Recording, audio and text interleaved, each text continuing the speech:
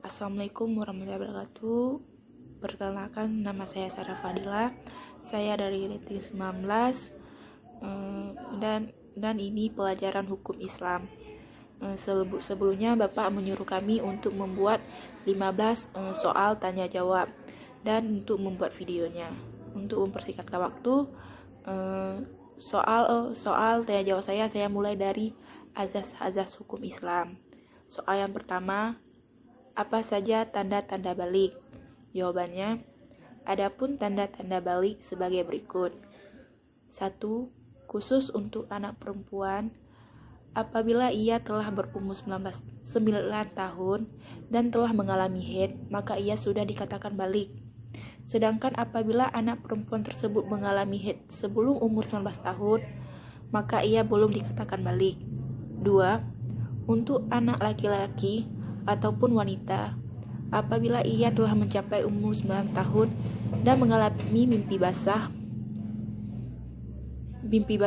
hingga keluar mani, maka ia dianggap telah balik. Dan apabila ia mengalami mimpi basah tersebut sebelum usia 9 tahun, maka belum bisa dikatakan sebagai balik. 3.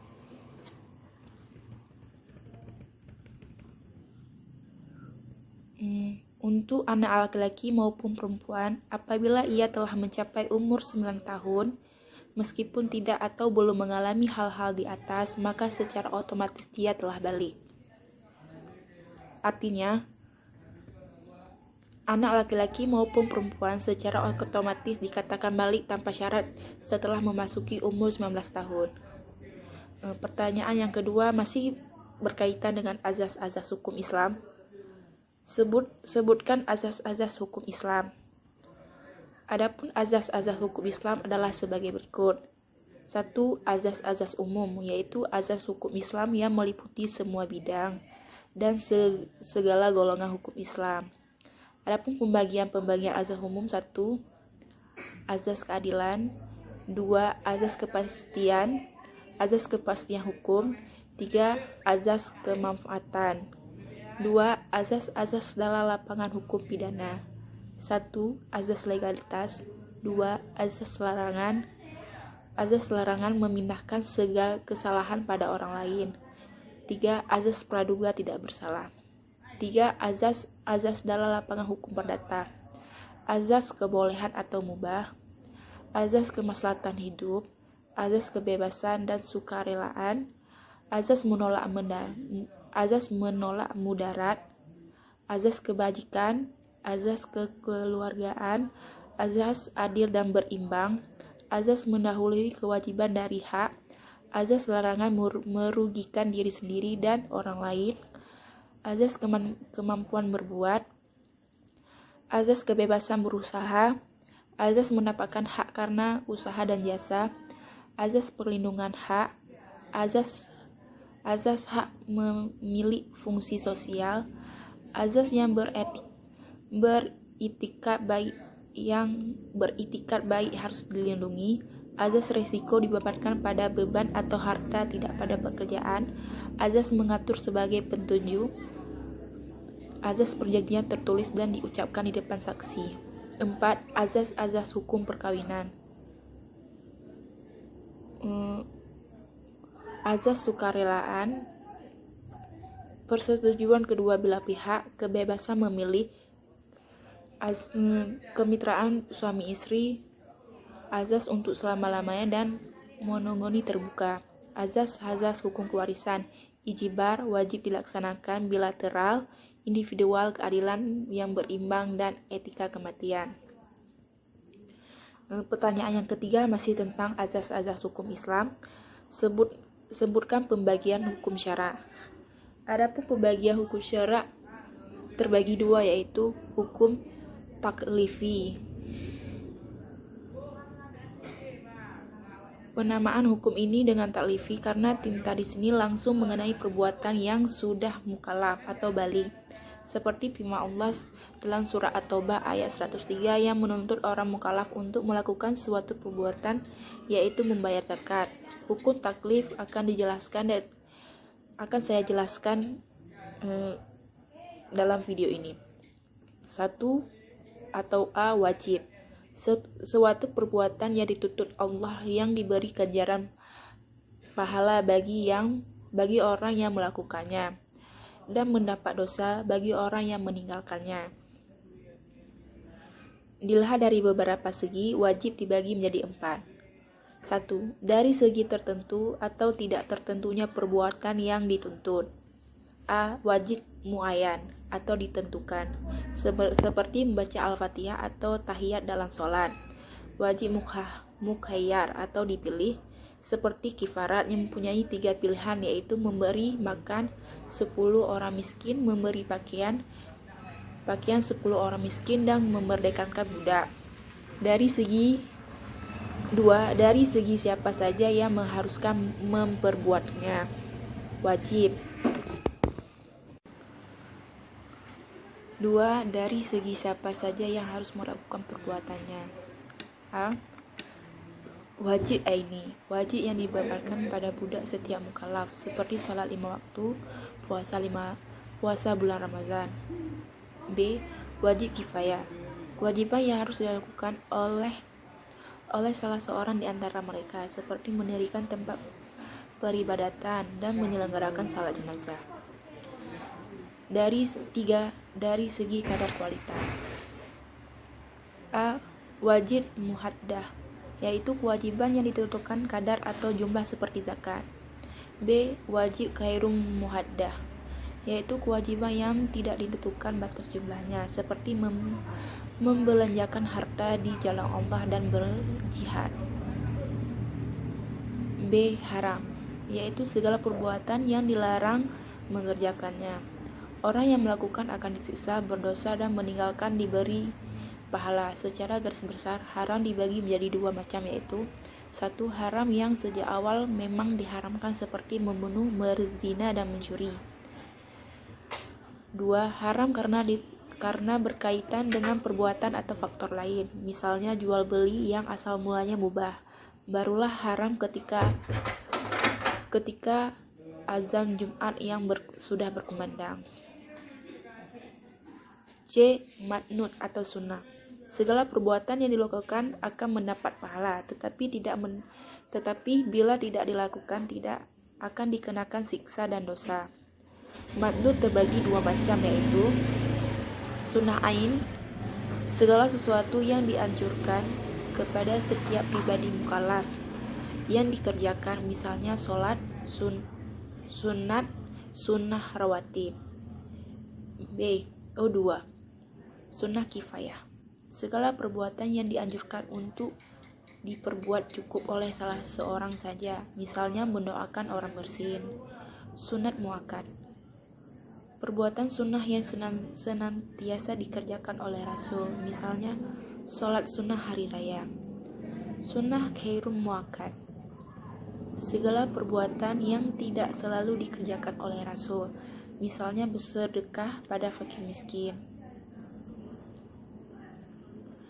3. Karanah atau makruh, perbuatan yang apabila ditinggalkan mendapatkan pahala, tapi apabila mengerjakan tidak dapat dosa. Pada umumnya, ulama membagi karanah atau makruh menjadi 2, yaitu 1. Makruh tanzih.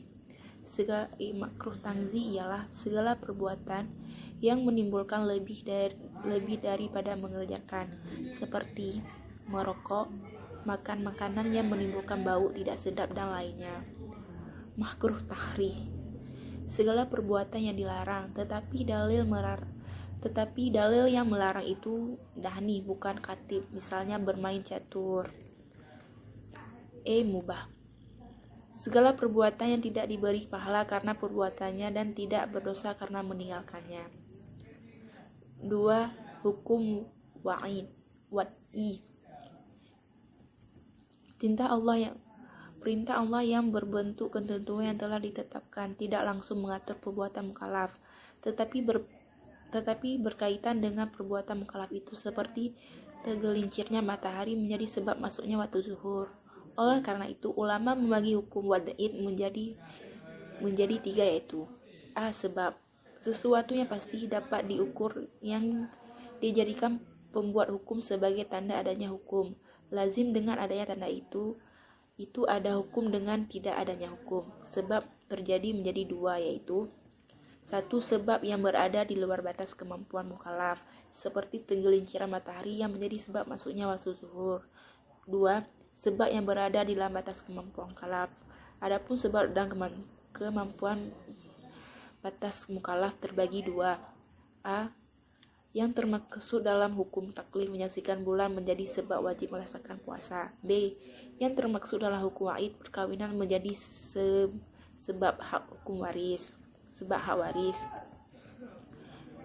B. Syarak, sesuatu yang tergantung kepadanya adanya hukum lazim dan dengan tidak adanya hukum, tetapi tidaklah lazim dengan adanya hukum. Syarak akli, seperti kehidupan menjadi syarak untuk dapat mengetahui. 2. Syarak adi, seperti bersentuhan api dengan barang yang dapat terbakar menjadi syarak berlangsungnya kebakaran. 3. Syarat syar'i, seperti sucinya badan menjadi syarat untuk sholat. C. Mani atau penghalang, segala sesuatu yang dengan adanya dapat meniadakan hukum atau dapat membatalkan sebab hukum. Mani terbagi dua bagian, di antaranya satu, mani terhadap hukum seperti perbedaan agama antara pewaris dengan yang akan diwariskan adalah penghalang hukum pusaka, mempusakai suatu adat sekalipun ada sebab untuk saling mempusakai. Dua, mani terhadap sebab hukum seperti seseorang yang memiliki harta senisab wajib mengeluarkan zakatnya, namun karena ia mempunyai utang yang jumlahnya sampai mengurangi nisab zakat, maka ia tidak diwajibkan mengeluarkan zakat karena harta miliknya tidak cukup senisab lagi. Soal nomor 4 masih berkaitan dengan azas-azas hukum Islam. Apa perbedaan dalil akli dengan dalil nakli? Di dalam agama Islam mengenal ada dua landasan hukum, yaitu dalil akli dan dalil nakli. Dalil akli adalah dalil yang bersumber pada Al-Quran dan hadis, sedangkan dalil akli adalah yang bersumber pada pemikiran dan akal manusia mengenai penerapan hukum. Soal yang kelima, apa saja syarat-syarat seorang dikatakan mukallaf? Syarat-syarat seorang dikatakan mukallaf terbagi dua. Satu, balik. Dua, berakal sehat, artinya mencakup anak kecil dan orang gila atau hilang akal. Selanjutnya soal selanjutnya pembahasan yang diambil dari karakteristik estetika hukum Islam dan kaidah-kaidah hukum Islam. Soal yang pertama,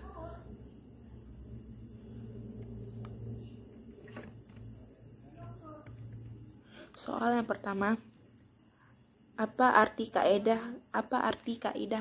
ushuliyah? Jawabannya nomor 1, menurut ahli Ahmad Al-Nadawi, kaidah-kaidah ushuliyah merupakan kaidah-kaidah yang universal yang dapat diaplikasikan kepada seluruh bagian dan objeknya,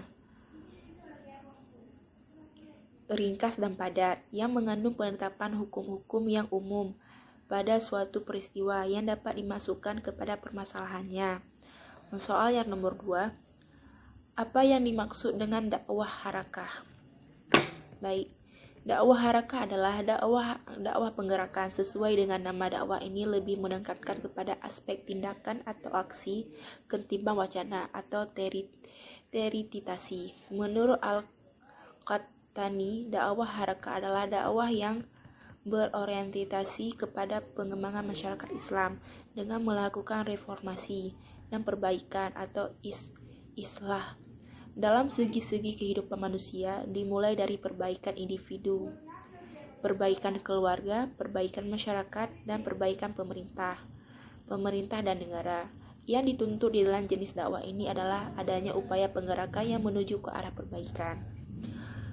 Soal nomor 3, jelaskan sifat hukum Islam yang bersifat elastis.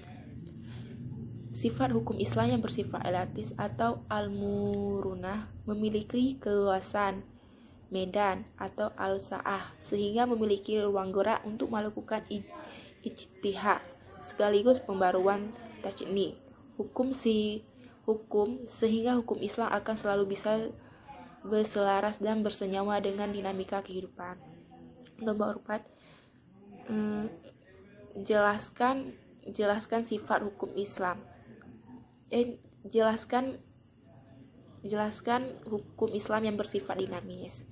Hukum Islam yang bersifat dinamis berarti mampu menghadapi perkembangan sesuai dengan tuntutan waktu dan tempat, bersifat ta'abudi dan ta'akuli. Hukum Islam dapat dibedakan dalam dua bentuk, yaitu bentuk ibadah yang fungsi utamanya untuk mendekatkan manusia kepada Allah Subhanahu wa taala, yakni beriman kepadanya. Soal selanjutnya, sebutkan 3 sifat hukum Islam. Menurut Tahir Azhari, ada 3 sifat hukum Islam, yakni bidimensional, adil, dan individualistik. Soal nomor 6, salah satu sifat dari jelaskan dengan singkat apa yang dimaksud dengan wasasiyah. Salah satu sifat dari hukum Islam adalah wasasiyah. Arti dari wasasiyah ini adalah adil, berada di pertengahan terbaik atau antara baik dan buruk. Soal selanjutnya berkaitan dengan sumber-sumber hukum Islam.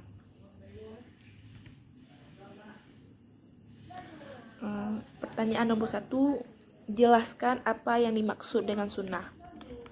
Sunnah diartikan pada kenyataan yang berlaku pada masa Rasulullah SAW atau telah menjadi tradisi umat Islam pada waktu itu, menjadi pedoman untuk melakukan ibadah dan muamalah. Sedangkan hadis adalah keterangan-keterangan dari Rasulullah SAW yang disampaikan kepada kita.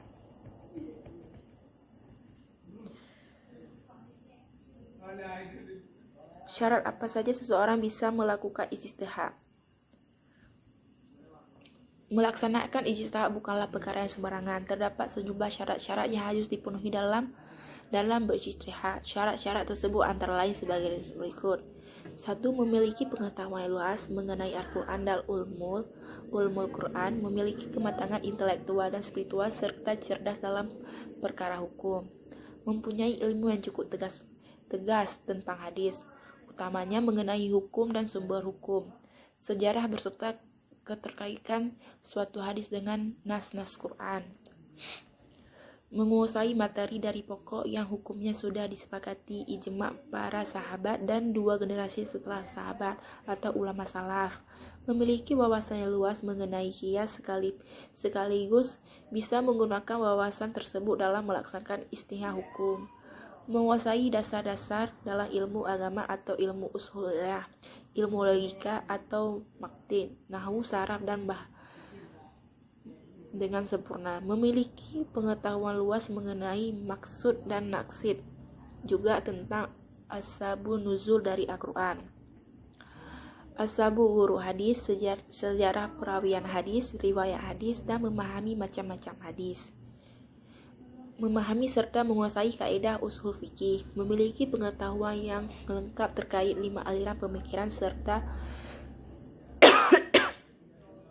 kesadaran secara menyeluruh terkait realitas masa kini, termasuk mekanisme imtek, sistem politik dan ekonomi modern, budaya, lingkungan sosial, dan lain sebagainya. Wajib memiliki sifat adil, amanah, takwa, saleh, disiplin, dan mengenal manusia serta alam yang ada di sekitarnya. Soal nomor 3.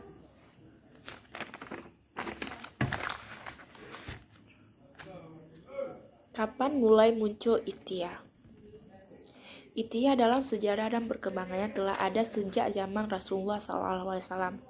Rasulullah SAW sendiri adalah mujtahid atau ahli ijtihad. Ijtihad pertama. Ijtihad terbatas dalam masalah-masalah yang perlu ditegakkan oleh hukumnya oleh wahyu atau Al-Quran. Apabila hasil ijtihad Rasulullah SAW itu benar, maka turun wahyu membenarkan, dan jika ijtihad Rasulullah salah, turun wahyu yang meluruskan kesalahan. Contoh ijtihad Rasulullah SAW yang mendapatkan pembenaran wahyu adalah ijtihad tentang pembebasan tawanan perang Badar. Ketika itu umat Islam memenangkan pertempuran dan banyak tentara musuh yang tertawan. Rasulullah SAW bertanya kepada sahabat-sahabat mengenai tawanan perang tersebut. Umar bin Khattab menjawab, tawanan perang itu hendaknya dibunuh. Sedangkan Abu Bakar As-Siddiq menyatakan agar tawanan itu dibebaskan dengan syarat membayar fidyah atau denda. Rasulullah SAW lalu mengambil keputusan bahwa tawanan perang itu dibebaskan dengan membayar fidyah atau denda. Keputusan ini merupakan ijtihad Rasulullah SAW meskipun dimusyawarah terlebih dahulu dengan sahabatnya. Lalu turunlah surat Al-Anfal ayat 61 sampai 69 yang membenarkan ijtihad Rasulullah SAW. Soal yang keempat, contoh ijtihad yang kita lihat dalam kehidupan sehari-hari. Contohnya seperti penetapan 1 Ramadan dan 1 Syawal, di mana para ulama berdiskusi bersama berdasarkan hukum Islam untuk menentukan dan menetapkan hari tersebut. Sekian soal jawab dari saya. Apabila ada kurang ataupun ada salah-salah kata, saya mohon maaf. Terima kasih. Wassalamualaikum warahmatullahi wabarakatuh.